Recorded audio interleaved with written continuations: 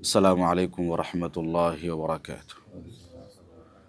الحمد لله رب العالمين والعاقبة للمتقين والصلاة والسلام على أشرف الأنبياء والمرسلين نبينا محمد وعلى آله وصحبه أجمعين، أما بعد.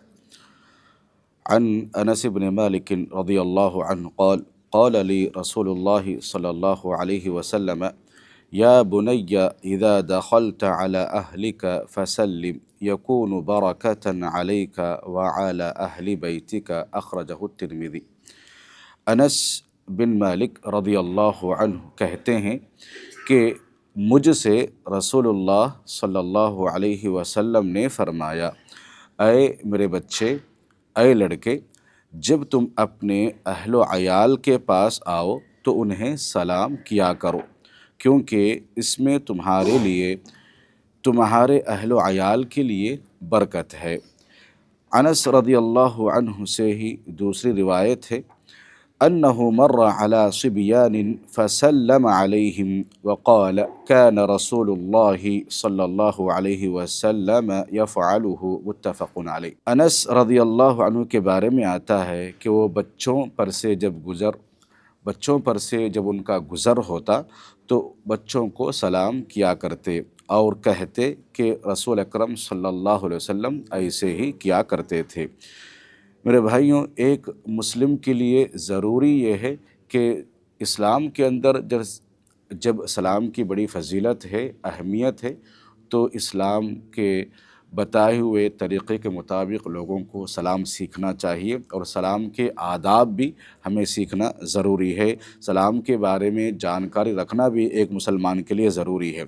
تو اسلام کے اندر ایک زندگی گزارنے کے جو آداب ہے، اس میں سے ایک ادب یہ بھی ہے کہ جب آپ اپنے گھر والوں پر داخل ہوتے ہیں یا گھروں میں داخل ہوتے ہیں تو ان پر سلام کرنا ضروری ہے۔ سلام کیونکہ یہ گھر والوں کے درمیان محبت و الفت پیدا کرنے کا ایک ذریعہ ہے، گھر کے ہر فرد کے ساتھ، اور اسی طریقے سے بچوں کو بھی سلام کرنا ایک مسنون طریقہ ہے۔ بڑے لوگوں کو، چھوٹے بچوں کو سلام کرتے ہوئے کوئی جھجک محسوس نہیں کرنا چاہیے، بلکہ میں بڑا ہوں، میں چھوٹوں کو کیوں سلام کروں گا، ایسا نہیں ہے۔ اللہ کے نبی صلی اللہ علیہ وسلم باقاعدہ بچوں کو بھی سلام کیا کرتے تھے۔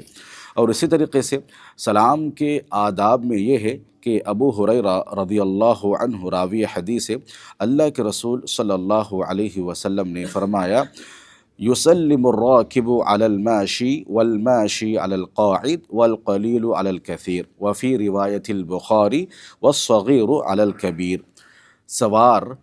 سواری کرنے والا پیادہ چلنے والے کو سلام کرے، اور چلنے والا بیٹھے ہوئے کو سلام کرے، اور تھوڑے لوگ زیادہ لوگوں کو سلام کرے۔ بخاری کی ایک روایت یہ بھی ہے کہ چھوٹے بڑے کو سلام کرے۔ یہ سلام کے آداب اس حدیث میں بتائے جا رہے ہیں۔ ابو امامہ الباہلی رضی اللہ عنہ سے روایت ہے، اللہ کے نبی صلی اللہ علیہ وسلم نے فرمایا: ان اولی الناس باللہ من بدأہم بالسلام، بے شک لوگوں میں اللہ تعالیٰ کے ہاں سب سے زیادہ پسندیدہ، قریب، محبوب وہ آدمی ہے، وہ شخص ہے جو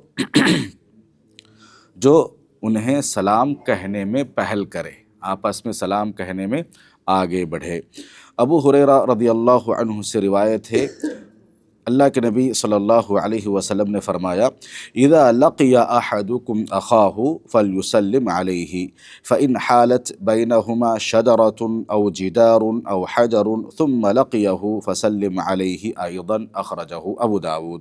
جب تم میں سے کوئی اپنے بھائی سے ملاقات کرے تو اسے سلام کہے، پس اگر ان کے درمیان کوئی درخت، کوئی شجر، کوئی پیڑ یا کوئی دیوار، کوئی پتھر حائل ہو جائے، بیچ میں آ جائے، پھر جدا ہونے کے بعد پھر جب ملیں گے پھر انہیں دوبارہ سلام کرنا چاہیے۔ ابو ہریرہ رضی اللہ عنہ سے ہی حدیث ہے، اللہ کے نبی صلی اللہ علیہ وسلم نے فرمایا: اذا انتہى احدکم الى مجلس فسلم فان بدا له ان یجلس فلیجلس۔ جب تم کسی محفل میں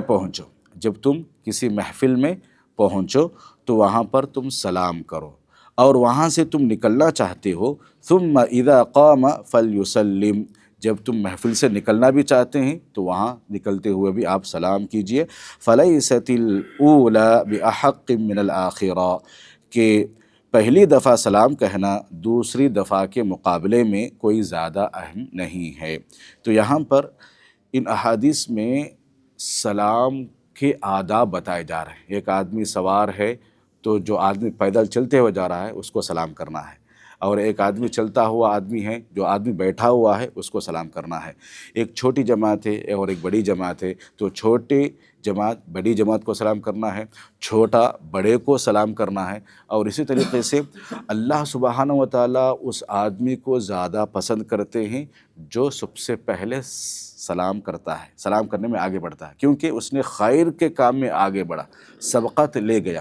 تو اسی لیے سلام کرنے میں انسان کو پیچھے نہیں ہٹنا چاہیے، بلکہ جو جلدی جتنا سلام کرے گا آگے بڑھ کے اس کو اتنا ہی ثواب ملے گا۔ اور صحابہ اکرام کے درمیان ایک رواج ہے کہ جب دونوں آپس میں ملتے ہیں سلام کرتے ہیں، اور چلتے ہوئے راستے میں کوئی درخت کوئی پیڑ بیچ میں آ جائے، حائل ہو جائے، جیسے جدا ہوئے پھر ملتے تو پھر سلام کہا کرتے تھے، سلام پھیلایا کرتے تھے۔ اسی لیے سلام کرنا چاہیے، اور مجلس میں پہنچے تو سلام کر کے آئیے، مجلس سے نکلتے ہوئے بھی آپ سلام کرنا چاہیے۔ اسی طریقے سے سلام کے وقت ہم مصافحہ کرتے ہیں۔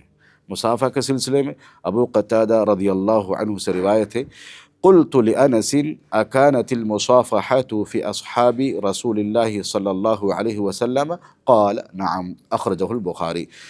ابو قتادہ رضی اللہ عنہ سے روایت ہے، میں نے انس رضی اللہ عنہ سے پوچھا کیا مصافحہ کرنا اللہ کے نبی صلی اللہ علیہ وسلم کے زمانے میں رائج تھا؟ اللہ کے نبی صلی اللہ علیہ وسلم کے زمانے میں مصافحہ کیا کرتے تھے؟ تو انس رضی اللہ عنہ نے کہا نعم، ہاں، وہ ہم آپس میں مصافحہ کیا کرتے تھے۔ اور اسی طریقے سے برا رضی اللہ عنہ سے روایت ہے، اللہ کے نبی صلی اللہ علیہ وسلم نے فرمایا ما من مسلمین یلتقیان فیتصافحان الا غفر لہما قبل ان یفترقا، اخرجہ ابو داود۔ جب دو مسلمان آپس میں ملاقات کریں اور مصافحہ کریں تو جب وہ جدا ہونے سے پہلے ہی اللہ سبحانہ و تعالیٰ ان کے گناہوں کو معاف کر دیتا ہے، ان کو بخش دیا جاتا ہے۔ تو مسلمانوں کو سلام کرتے ہوئے آپس میں خوش دلی کے ساتھ جو مصافحہ کرتے ہیں، مصافحہ کرنا، داہنے ہاتھ سے سیدھے ہاتھ سے مصافحہ کرنا، یہ ان امور میں سے ہے جو آپس میں دلوں سے حسد، بغض، کینہ، کپٹ کو نکالتا ہے، بلکہ مصافحہ کرنے سے، سلام کرنے سے آپس میں محبت پیدا ہوتی ہے۔ اور اللہ کے نبی صلی اللہ علیہ وسلم کے زمانے میں بھی یہ رواج تھا، اور صحابہ کرام بھی آپس میں سلام کرتے تو مصافحہ کرتے، اس کی بڑی اہمیت ہے، یہ گناہوں کو معاف کرنے کا ایک سبب ہے۔ اللہ رب العالمین سے دعا ہے کہ رب العالمین مجھے اور آپ کو کہیں سنی باتوں پر عمل پیرا ہونے کی توفیق عطا فرمائے، سلام کو آپس میں زیادہ سے زیادہ پھیلانے کی ہمیں توفیق عطا فرمائے، سلام کے آداب جو بھی بتائے گئے ہیں ان پر عمل کرنے کی توفیق عطا فرمائے، آمین۔ السلام علیکم ورحمۃ اللہ وبرکاتہ۔